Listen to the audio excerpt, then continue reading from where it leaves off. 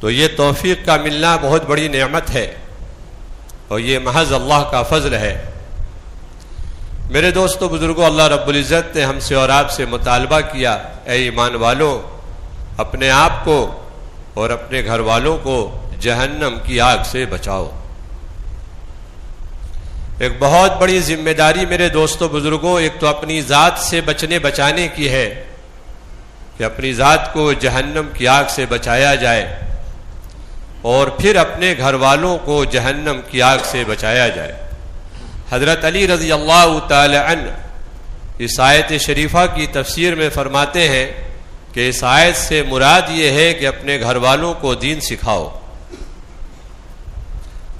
ہمارے ہاں ایک عجیب سماج بنتا چلا جا رہا ہے کہ بچہ جہاں 2+ ہوا تو اب فکر اس بات کی ہوتی ہے ماں باپ کی کہ کون سے پلے ہاؤس میں اور کون سے کنڈر گارڈن میں اس کو ڈال دیا جائے، اور جب وہاں سے آئے تو کسی ٹیوٹر کے حوالے کر دیا جائے، اور پھر وہاں سے آئے تو کسی حافظ صاحب کے حوالے کر دیا جائے، اور کل ملا کر وہ ماں باپ سے دور رہ کر بچہ تھک تھکا کر کے سو جائے۔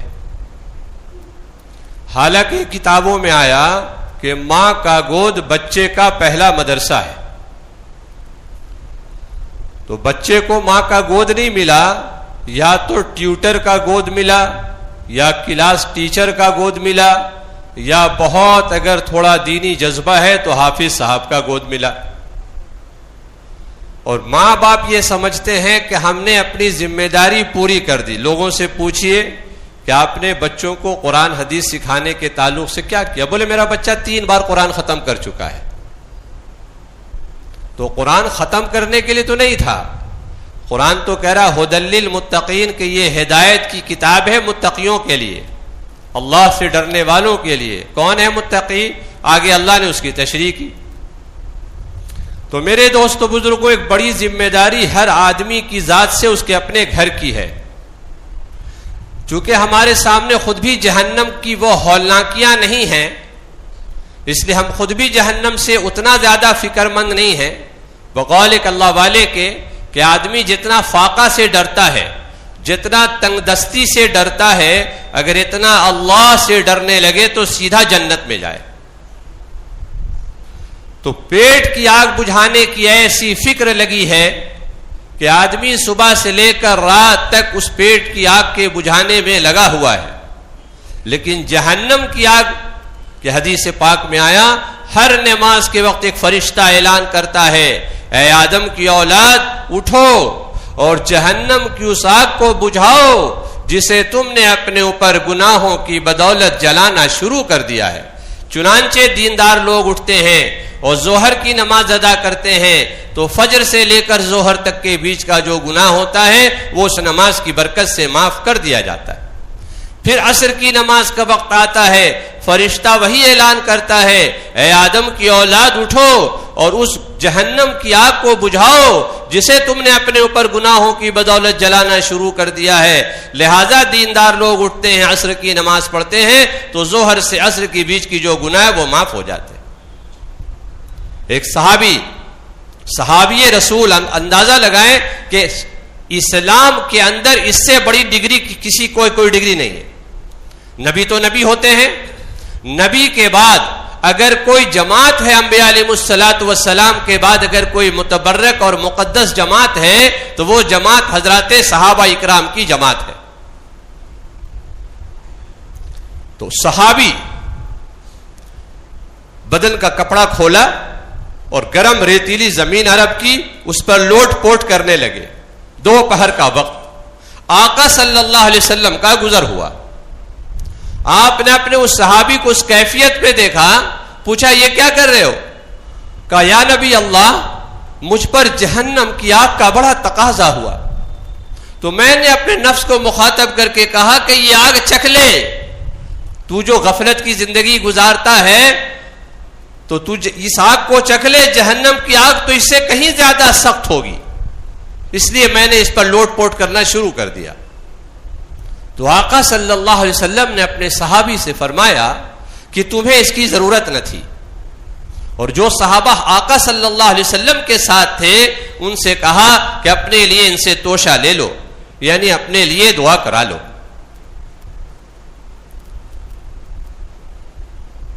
سیدنا ابوبکر صدیق رضی اللہ تعالی کہ ان سے اوپر امت میں اور کوئی نہیں ہے۔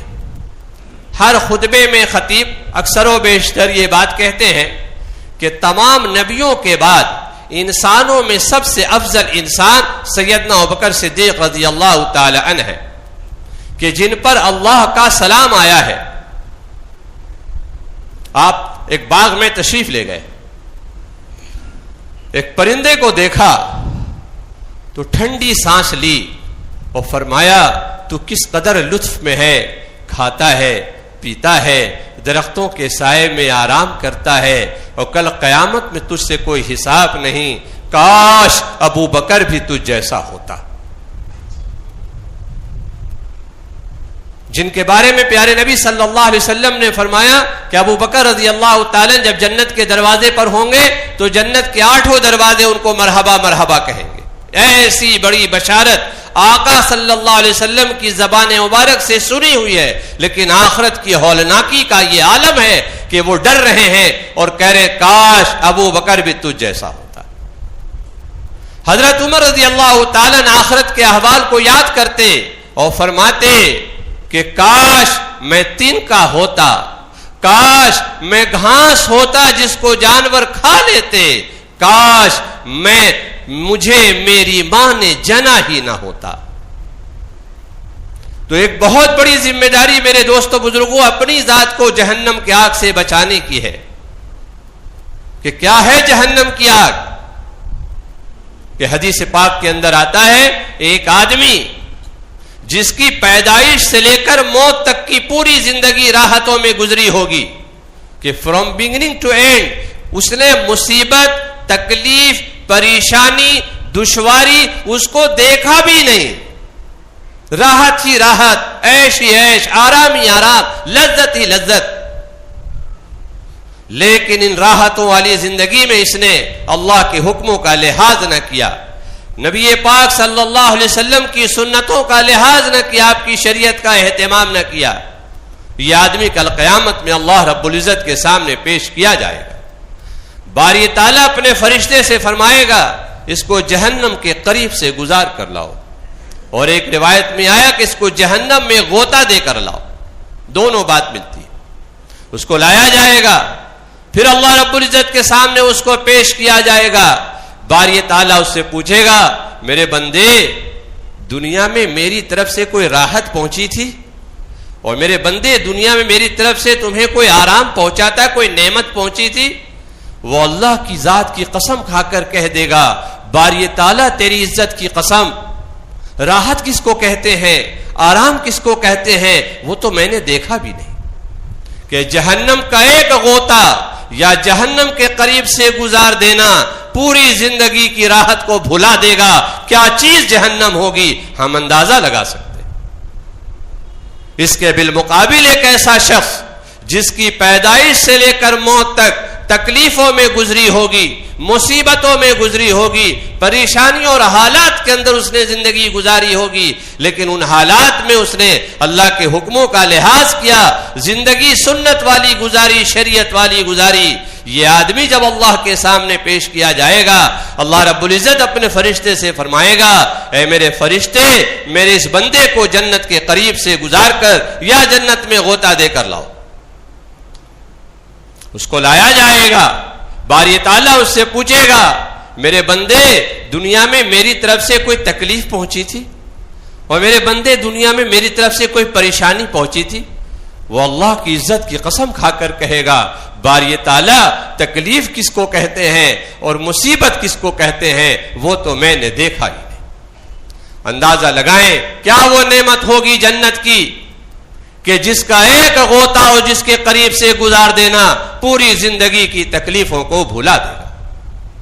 یہی وجہ تھی کہ صحابہ کو اس جنت کا ایسا یقین تھا کہ میدان کارزار ہے، جانے جا رہی ہیں، سر جسم سے جدا ہو رہا ہے، اور ایک صحابی دوسرے صحابی کی یہ کہہ کر تشکیل کر رہے ہیں کہ اے سعد کہاں جا رہے ہو؟ خدا کی قسم جنت کی خوشبو احد کے پہاڑ سے آ رہی ہے۔ آج میرے دوستوں بزرگوں، وہ جنتوں کے تذکرے ختم ہونے کی وجہ سے اور جنت کی نعمتوں کے مذاکرے ختم ہونے کی وجہ سے امت جنت کو بھول کر زندگی گزار رہی ہے، اور گویا گھر کو ہی اور اپنی دنیا کو ہی جنت بنانے اور سجانے میں لگی ہوئی ہے۔ اس لیے قرآن نے بہت صاف انداز سے فرمایا فَمَنْ زُحْزِحَ عَنِ النَّارِ وَأُدْخِلَ الْجَنَّةَ فَقَدْ فَازَ وَمَا الْحَيَاةُ الدُّنْيَا إِلَّا مَتَاعُ الْغُرُورِ، کہ کامیاب ہو گئے وہ لوگ جو جہنم سے بچا لیے گئے اور جنت میں پہنچا دیے گئے۔ رہی دنیا کی یہ زندگی تو یہ دھوکے کا گھر ہے، اس سے زیادہ اس کی کوئی حیثیت نہیں۔ تو میرے دوستو، ایک ذمہ داری اپنی ذات کو جہنم کی آگ سے بچانے کا ہے کہ اپنے آپ کو شریعت کا پابند بنایا جائے، اپنے آپ کو دیندار بنایا جائے، اور اپنے گھر کو محنت کا میدان بنایا جائے۔ کہتے ہیں فرد سے معاشرہ بنتا ہے، بوند بوند تالاب بنتا ہے، ایسی فرد سے معاشرہ بنتا ہے۔ پہلے ایک آدمی بدلے گا، اس سے دوسرا آدمی بدلے گا، پھر اس کا گھر بدلے گا، اور گھر بدلے گا پھر پورا معاشرہ بدلے گا۔ تو ہمیں اپنے گھر والوں پر نگاہ ڈالنے کی ضرورت ہے کہ ہم نے اپنی بیوی اور بچوں کو دیندار بنانے کی کیا محنت کی ہے۔ اپنے زمانے کے بہت بڑے اللہ والے حضرت مولانا محمد الیاس صاحب رحمۃ اللہ علیہ، انہوں نے اپنے اکلوتا بیٹا اپنے پاس بیٹھایا اور فرمایا یوسف میں تجھے ابدال بننے کا راستہ بتاؤں؟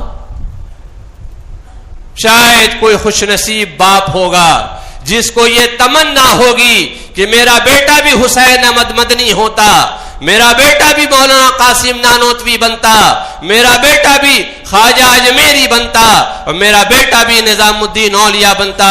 چونکہ میرے دوستو یہ بات سمجھنے کی ہے کہ نبوت کا دروازہ بند ہوا ہے، ولایت کا دروازہ بند نہیں ہوا ہے۔ بیٹا مالدار بنے، بیٹا پروفیسر بنے، بیٹا انجینئر بنے، بیٹا ڈاکٹر بنے، بیٹا کیپٹلسٹ بنے، بیٹا سائنٹسٹ بنے، ہم اس کا انکار نہیں کرتے، ضرور بنایا جائے، لیکن سب سے پہلے اس بیٹے کو دیندار بنایا جائے، اس بچے کو جہنم سے بچنے کا سامان فراہم کیا جائے۔ چونکہ میڈیکل اس کو جہنم کی آگ سے نہیں بچائے گی، پروفیسری اور ایم ٹیک کی ڈگری اس کو جہنم کی آگ سے نہیں بچائے گی۔ جہنم کی آگ سے بچانے کے لیے ایمان چاہیے، وہ ایمان جو اللہ کے ہاں جس ایمان کا مطالبہ ہے۔ اس لیے آپ پڑھیں قرآن اور اس میں پڑھیں سورہ لقمان، تو سورہ لقمان کے اندر پورا ایک رکوع اللہ رب العزت نے نازل فرمایا ہے جس میں ماں باپ کی ذمہ داری بتائی ہے کہ ماں باپ کے ذمے اولاد کو کیا چیز دینا ہے۔ بولے نہیں بچہ پیدا ہو گیا تو کون سا پلان ہے آئی سی آئی بینک کا اور ایچ ڈی ایف سی کا، بولے اس کو نا ہم ڈپوزٹ کر دیا ہے، بچہ جب 18 سال کا ہوگا تو اتنا پیسہ مل جائے گا جس سے میڈیکل میں داخلہ ہو جائے گا۔ اور بچی پیدا ہو گئی تو بچی کا بس پیدا ہوئی اور ایک اکاؤنٹ کھل گیا، بولے یہ کیا ہے کے لیے فکس ڈپوزٹ، بولے یہ جب بچی 16-18 سال کی ہوگی تو اتنا پیسہ مل جائے گا جس سے اس کی شادی ہو جائے گی۔ پورا سودی نظام پر پہلے ہی سے زندگی بنانے کا ارادہ ہے، اور اللہ کا فیصلہ ہے کہ جو سود کا نظام چلائے گا اس کا اللہ رسول سے جنگ کا نظام ہے۔ تو قرآن نے بتایا کرنا کیا ہے، تو قرآن نے فرمایا سب سے پہلی ذمہ داری یا بنیا لا تشرک باللہ ان الشرک لظلم عظیم، کہ میرے بیٹے شرک نہ کرنا، اللہ کی ذات میں کسی کو شریک نہ کرنا، وہ معبود تنہا ہے، وہی خالق حقیقی ہے، وہی مالک حقیقی ہے، وہی رازق ہے، عزت و ذلت کا مالک اللہ ہے، کامیابی ناکامی کا مالک اللہ ہے، راحت و تکلیف کا مالک اللہ ہے، صحت و بیماری کا مالک اللہ ہے، موت و حیات اللہ کے ہاتھ میں ہے، زندگیوں کا بننا اور بگڑنا اللہ کے ہاتھ میں ہے، کسی کے ہاتھ میں نہیں ہے۔ یہ بات بچپن سے بچوں کو سمجھانا ماں باپ کی پہلی ذمہ داری ہے۔ تو بجائے یہ سمجھانے کے اگر بہت زیادہ تربیت کی فکر ہوئی تو باپ بچے سے کہتا ہے تم کو سمجھ بات نہیں آ رہی ہے، ساری چربی پس نکل جائے گی، پیسہ دینا ہم چھوڑ دیں گے نا، یہ سب جو ہم کما کے خون پسینے کا پیسہ لا کے تم لوگ کو دیتے ہیں، تم لوگ عیش موج کرتے ہو، میاں ایک دن دکان نہیں جائیں گے نا ہڑیا الٹ جائے گی۔ کیا مطلب کہ بچوں کو پہلے دن سے اپنی ربوبیت سکھائی جا رہی ہے کہ ہم پالتے ہیں، اگر ہم ناراض ہو گئے تو مسئلہ تمہارا اٹک جائے گا، کہ نہیں، پہلے دن سے بچوں کو یہ سمجھایا جائے کہ پالنہار اللہ ہے، مشکل کشا اللہ ہے، راحت اور تکلیف اللہ کے ہاتھ میں ہے، اس اللہ کو راضی کرو گے دنیا بھی اچھی بنے گی، آخرت بھی اچھی بنے گی۔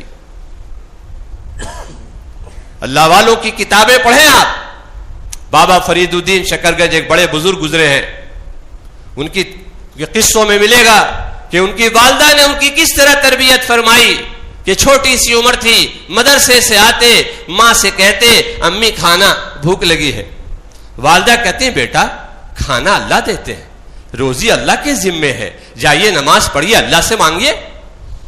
وہ بچہ چھوٹی سی عمر کا نماز میں لگتا اور دعاؤں میں لگتا، اور ماں کھانے کو بنا کر کہیں چھپا کر رکھ دیتی۔ اب یہ بیٹا نماز سے فارغ ہوتا تو کہتی ماں کہ دیکھو بیٹا تلاش کرو، اللہ نے کہیں بھیجا ہوگا، تلاش کرو۔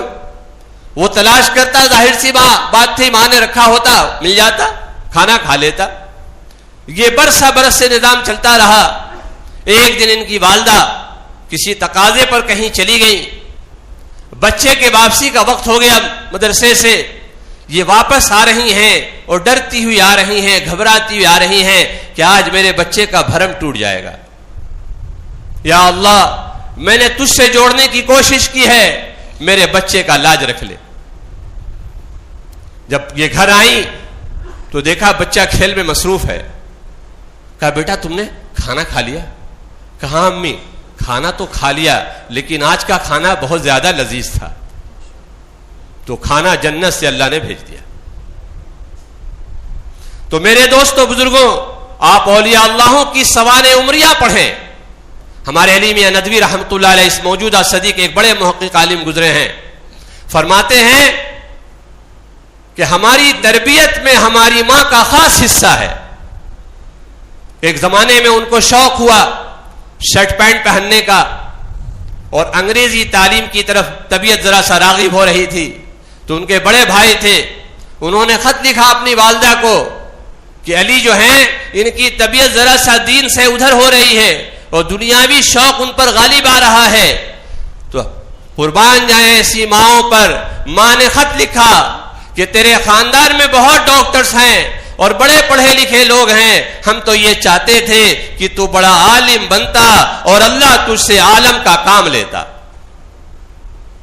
تو کہ ایسی وہ جملے ماں کے ایسے درد بھرے تھے کہ علی میاں کی زندگیاں بدل گئیں۔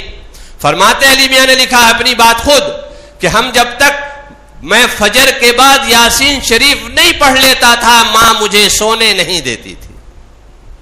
اور یہاں تو بچوں کو اگر باپ بیچارہ تھوڑا سا دیندار ہے اور اٹھانے کی کوشش کرتا، بولے آپ کی بھی نا، آپ اتنی عمر میں نماز پڑھتے تھے؟ بیوی شوہر سے سوال کرتی آپ اتنی عمر میں نماز پڑھتے تھے؟ یہ تو کم سے کم 4 وقت پڑھتا ہے، دیکھ رہے کتنی سردی ہے۔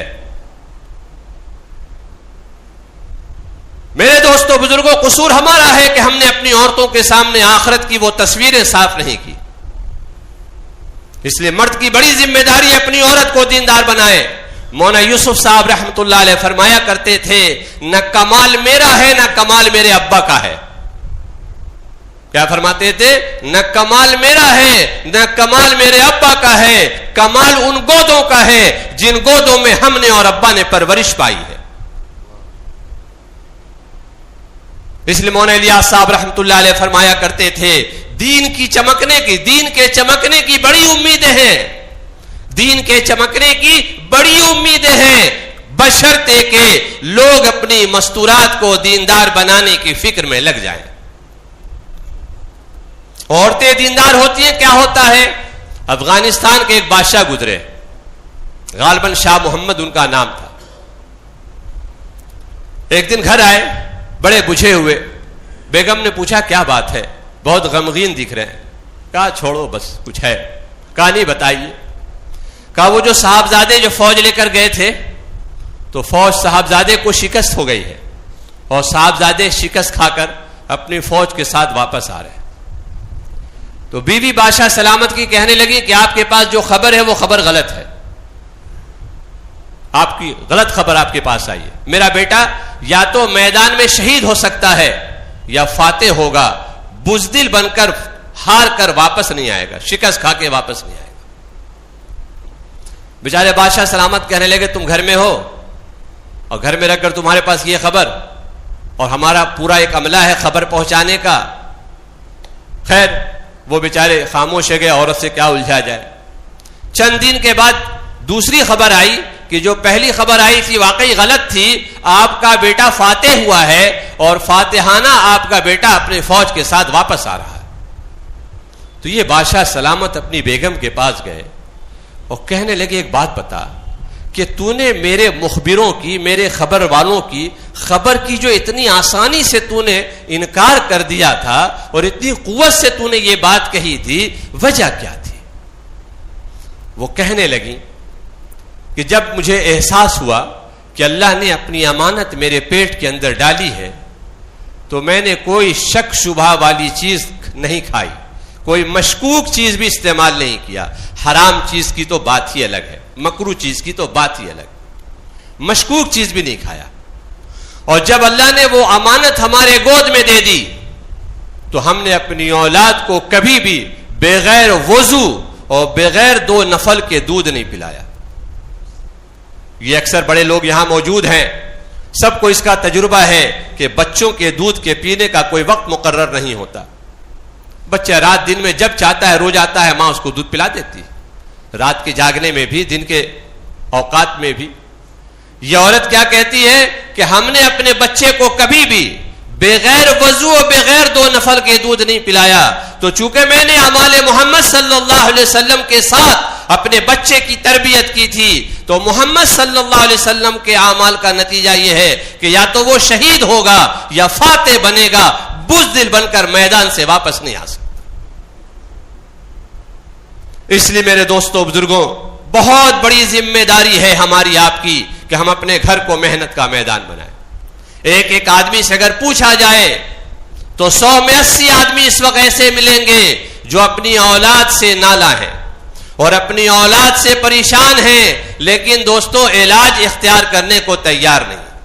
اندھیرا چلانے سے اندھیرا دور نہیں ہوا کرتا، وہ تو روشنی کا جب انتظام کیا جائے گا تو اندھیرا خود بخود چھڑ جائے۔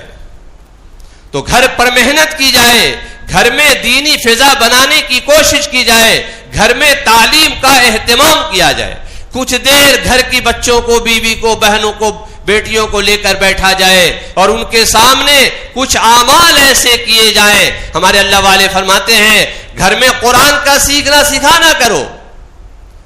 کتنے لوگ ہیں ہم میں جو 30 40 سال کے نمازی ہیں، ان کی عورتوں کا قرآن صحیح نہیں ہے،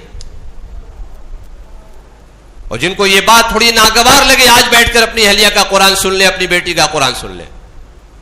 پہلے اپنا قرآن کسی عالم صاحب، کسی قاری صاحب کو سنا کے جامیں تاکہ پتہ چلے میرا خود کا قرآن کا کیا سطح ہے۔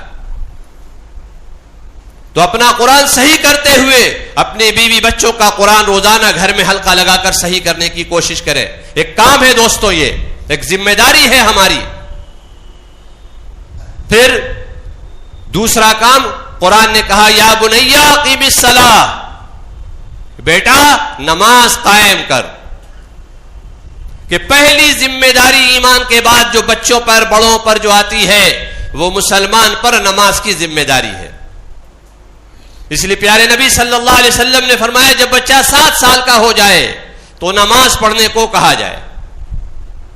لیکن صرف کہنے سے یہ بات قابو میں نہیں آئے گی. اس لیے اللہ والے فرماتے گھر میں تعلیم کیا جائے. نماز پر کیا اللہ دیں گے یہ ان کے سامنے بات آئے. فضائل نماز ان کے سامنے پڑھی جائے کہ جب بندہ نماز کا اہتمام کرتا ہے اللہ رب العزت اسے اپنی ذمہ داری پر جنت میں داخل کر دیں گے.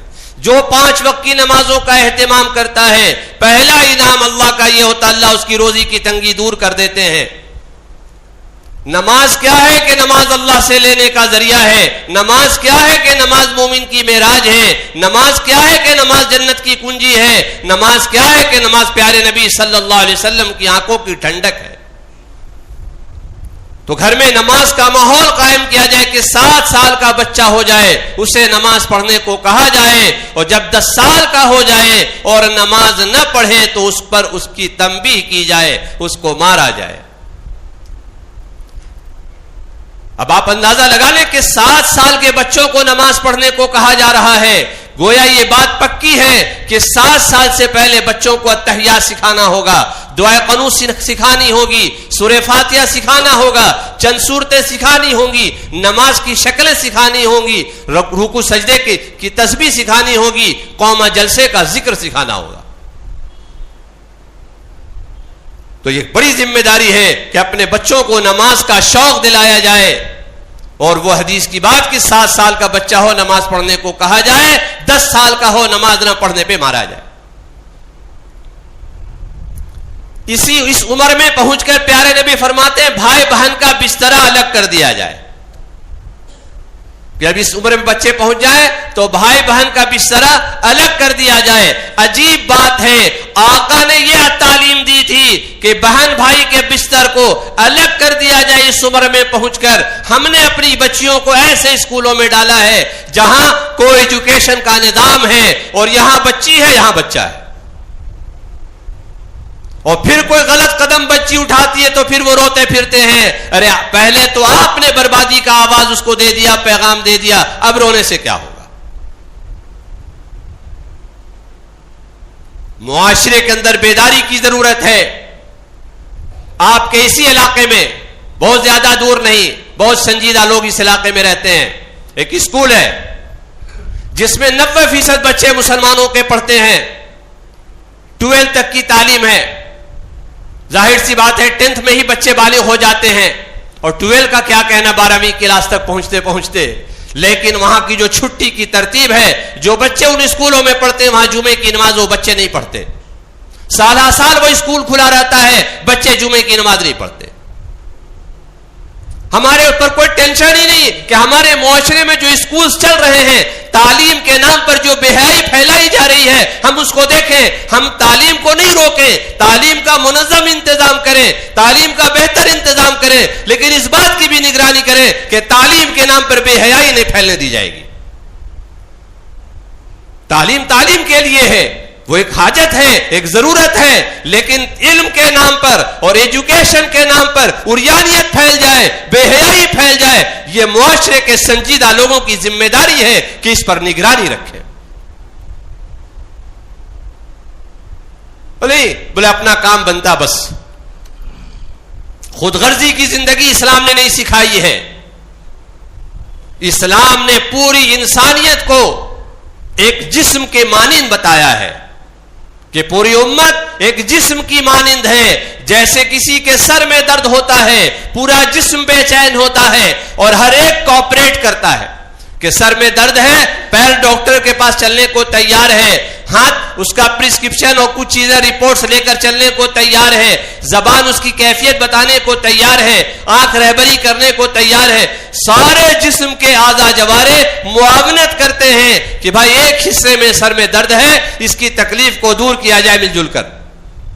تو پوری امت میں کہیں کچھ مسئلہ ہے تو امت کے تمام باشعور اور سنجیدہ طبقے کی یہ ذمہ داری ہے کہ وہ مل جل کر دیکھے کہ امت کی جو یہ تباہی ہے اور امت میں یہ جو فساد پنپ رہا ہے یہ کس طرح دور کیا جائے. اس لیے اپنے گھر کو ہر آدمی دیکھے, پھر پڑوس کو دیکھے, پھر اپنے رشتہ داروں کو دیکھے. اور چونکہ ہم کو اور آپ کو اصل جو ذمہ داری دی ہے قرآن نے یہ کہہ کر کنتم خیر امت اخرجت للناس, کہ تم بہترین امت ہو، تمہیں لوگوں کی بھلائی کے لیے نکالا گیا ہے. کہ بڑے شوق سے سن رہا تھا زمانہ، ہم ہی سو گئے داستاں کہتے کہتے. کہ ہم لوگوں کو کیا بچاتے اور لوگوں کو دین کا کیا پیغام دیتے، ہم خود لٹ گئے، خود کنگال ہو گئے. کہ مسلم بچیوں کا ہم حال دیکھیں. بچپن سے ہمارے ہاں ایسا نظام اس وقت بن رہا ہے، بہت نگرانی کی ضرورت ہے. کہ بچے کو، چھوٹا سا بچہ ہے، ماں نے موبائل پکڑا رکھا ہے اور پھر اس کو کھانا کھلا رہی ہے. بولا رے بھائی بچے کو موبائل ابھی سے، بولا آپ نہیں سمجھتے، بچہ کھانا کھانے کو تیار ہی نہیں ہوتا، اس کو موبائل دے دیتے ہیں، یہ کھیلتا رہتا ہے، اس میں یہ کھا لیتا ہے. نتیجہ بچپن سے بچہ موبائل کا عادی ہو جاتا ہے. اور یہ موبائل آج کے اس وقت کے جتنے ہمارے بڑے اہل اللہ ہیں، کیا مفتی تقی عثمانی صاحب دامت برکاتہم اور دیگر عالم اسلام کے بڑے علماء مسلسل اس پر انتہائی فکر مند ہیں کہ یہ جو باطل نے ان موبائلوں کو اس طرح عام کر دیا ہے، اور لوگ ابھی کہنے پر مجبور ہیں کہ اس میں بہت ساری چیزیں ہیں. بھائی آپ کیا کہتے ہیں، الیکٹرک بل اسی سے پیمنٹ ہو جائے گا، اور یہ ٹکٹ اسی سے بن جائے گا، اور اس سے یہ ہو جائے گا، اس سے ہو جائے گا. ہم اس کا انکار نہیں کرتے، لیکن نظر اٹھا کر آپ دیکھیں ان موبائلوں نے ہمارے معاشرے کو کہاں پہنچایا ہے. آپ کے ہاں شاید نہ ہوا ہو، ہمارے ایک بہت قریبی تعلقات میں خضر پور کی یہ فہم کارگزاری ہے کہ ایک لڑکی 4 سال کی شادی شدہ عورت، 3 سال 2.5 سال کا بچہ اس کا، شوہر سے کہتی ہے ہم کو آپ چھوڑ دیجئے. بولے رے کیا ہوا، ہم تو تم کو کہیں بھگا ہوا کہ لایا نہیں، ماں باپ نے شادی کی ہے، کیا بات ہو گئی، اماں سے کوئی تکلیف، بھائی سے کوئی تکلیف، بھابھی سے کوئی تکلیف. بولے سب اچھے ہیں، آپ بھی بہت اچھے، آپ کی بھابھی بھی بہت اچھی، آپ کے بھائی جان بھی بہت اچھے، آپ کی اماں بھی بہت اچھی. پھر ارے تو پھر کہانی ہم اور آپ کے ساتھ نہیں رہ سکتے. جب اس نے بہت سمجھایا اور اس ضد پر باقی رہی تو کہنے لگا یہ کہ ٹھیک ہے اپنی والدہ کو بلا لو، بھائی کو بلا لو. بھائی جب سب نے مل کر شادی کی تھی، سب مل کر فیصلہ کریں گے. اب اس کی ماں، اس کے بھائی لوگ پہنچے. بیٹی سے پوچھا کیا بات ہے، کوئی ٹارچر کرتا ہے، کسی قسم کی تکلیف؟ بولے نہیں نہیں بہت اچھے لوگ. پھر کہنے ہم کو نہیں رہنا، بس سیدھی بات. اب لڑکا والوں کو مشورہ دیا، محلے کے لوگوں نے کہ بھائی یہاں کوئی بیٹھ کر مت طے کر لیجیے، آگے ہو سکتا پھنس جائیے گا، چلیے اقبال پور تھانہ. تو بچی اقبال پور تھانہ لائی گئی. ماں باپ، لڑکا کے بھی باپ نہیں تھے تو والدہ تھی، بھائی تھے، اور لڑکی کی بھی ماں اور بھائی. پولیس آفیسر بہت سمجھانے کی کوشش کیا کہ دیکھو چھوٹے سے بچے کو دیکھو، اس کی زندگی برباد ہو جائے گی، کوئی دقت ہے، کوئی تکلیف ہے شوہر کی طرف سے، ساس کی طرف سے، ہم کو بتاؤ. دیکھو کوئی نہیں ہے. سیپریشن میں وہ لے کر گیا، لیکن وہ کچھ بتانے کو تیار نہیں، اور اس کی حمایت میں ہی بات کرتی رہی کہ یہ لوگ بہت اچھے ہیں، یہ لوگ بہت شریف ہیں، ہمیں کوئی تکلیف آج تک نہیں ہوئی، لیکن ہم اور ان کے ساتھ گھر نہیں کر سکتے. خیر تھانے والوں نے کہا ٹھیک ہے ان سے آپ ایک نوٹ لکھوا لیجئے اور سائن کرا لیجئے اور اب بچی کو چھوڑ دیجئے، آپ پریشر تو دے نہیں سکتے. وہی سب خلا اولا کا کاغذ تیار ہوا، لڑکی نے خلا لی اور وہیں گاڑی اس نے بک کیا اور کیب منگوایا، اور وہ لڑکی ہاوڑا اسٹیشن گئی اور وہاں سے وہ سیدھے راجستھان گئی. ایک غیر مسلم لڑکے کے ساتھ موبائلوں کے ذریعے تعلق ہو گیا اس کا، اور وہ لڑکی وہاں پہنچ گئی. یہ کارگزار ایسا نہیں کہ آپ نے پہلی بار سنا ہوگا، کئی کارگزاریاں ایسی آپ حضرات نے سن رکھی ہوگی. جہاں تک نفع کا تعلق ہے کہ ان موبائلوں سے بہت نفع ہے، ہم بھی انکار نہیں کرتے، لیکن آپ پڑھیں قرآن میں اللہ نے جہاں شراب کی حرمت کا اعلان کیا ہے وہاں یہ بات بتایا ہے کہ شراب میں نفع ہے لیکن اس کا نقصان زیادہ ہے. شراب کے نفع کا انکار قرآن نے بھی نہیں کیا ہے، نفع کا اقرار کیا ہے، لیکن نقصان کی زیادتی بتا کر شریعت نے مطلق اور شراب کو حرام کر دیا ہے. اس لیے میرے دوستوں بزرگوں، آنکھ کھول کر جینے کی ضرورت ہے. چلو ادھر کی جدھر کی ہوا ہے یہ مناسب نہیں ہے. اور یہ بات میں نے پہلے بھی عرض کی ہے, آج پھر بہت ادب کے ساتھ عرض کروں گا کہ یہ بات خوب اچھی طرح ہم میں سے ہر ایک آدمی سمجھے کہ ہمارا چمکنا اور مسلم معاشرے کا چمکنا اسلام کے چمکنے میں ہی مضمر ہے. اگر اسلام مٹتا رہا اور اسلام سسکتا رہا اور اسلام ڈوبتا رہا تو مسلمان بھی ڈوبے گا, مسلمان بھی سسکے گا, مسلمان بھی روئے گا. ایسی تاریخ مسلمانوں کی نہیں ہے اور ایسی تاریخ اسلام کی نہیں ہے کہ اسلام سسکتا رہا ہو اور مسلمان چمکتا رہا ہو. جب اسلام چمکا ہے اور اسلام کے چمکانے کی مسلمانوں نے محنت کی ہے, اس پر جان لگایا ہے, اس پر مال لگایا ہے, اس پر جذبات قربان کیے ہیں, تو اللہ نے اسلام کو بھی چمکایا اور اسلام والوں کو بھی چمکایا ہے. اس لیے میرے دوستوں بزرگوں, اس وقت کی بڑی ذمہ داری ہے کہ ہم اپنی تسبیح, اپنی تلاوت, اپنے حج, اپنے عمرے پر مطمئن نہ ہوں, چونکہ اس سے پچھلی قوموں میں جو عذاب آیا ہے ان سے عذاب کو شروع کرایا گیا ہے جن کا ایک لمحہ غفلت کے ساتھ نہیں گزرتا تھا.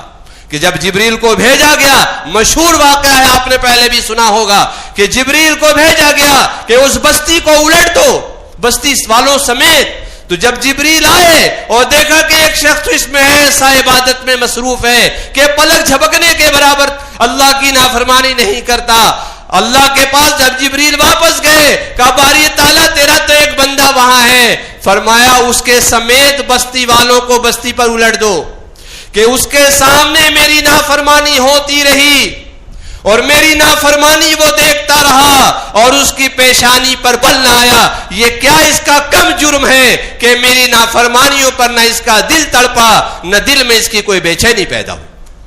اس لیے میرے دوستوں, مل جل کر ایک محنت کی ضرورت ہے کہ ہر آدمی اپنے گھر کو بنائے, اپنے بچوں کو بنائے, بچوں کے لباس کی فکر کرے کہ بچوں کو کیا پہنانا چاہیے, بچوں کو کیا کھلانا چاہیے. یہ نہیں بس بچوں کو کھلاؤ پلاؤ, نہیں, شریعت نے تعلیم دی ہے کہ کیا کھلایا جائے, کیا نہ کھلایا جائے, کیا پہنایا جائے, کیا نہ پہنایا جائے. آپ دیکھیں ڈریسوں کا حال یہ ہے کہ بچوں کا کپڑا ٹخنے کے نیچے ہے اور بچیوں کا کپڑا ٹخنوں کے اوپر ہے.